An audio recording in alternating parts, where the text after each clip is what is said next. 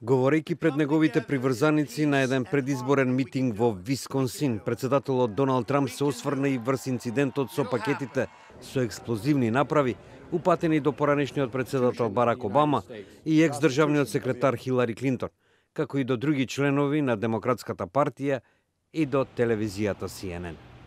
Тој при тоа изјави дека јавните личности треба да смират нивната реторика и ги повика медиумите да ги запрат нивните, како што рече, бескрајни непријателства и лажни напади.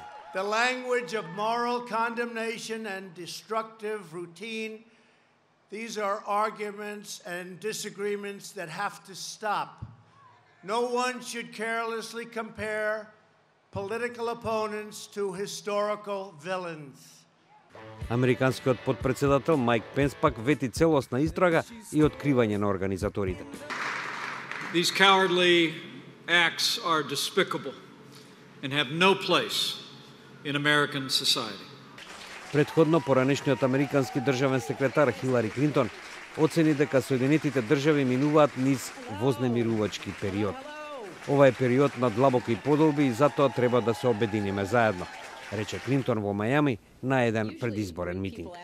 Инцидентот со сомнителните пакети доаѓа во пресрет на изборите за Конгресот, закажани за 6 ноември, што ги зголеми политичките тензии во Соединетите држави.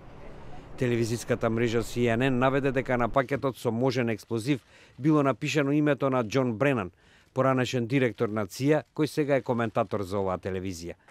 Напнатоста порасна кога слични пакети, освен оние адресирани до Обама и Клинтон, биле пронајдени и во уредите на конгресменката Деби Васерман Шулц и до гувернерот на Њујорк Ендрю Куомо.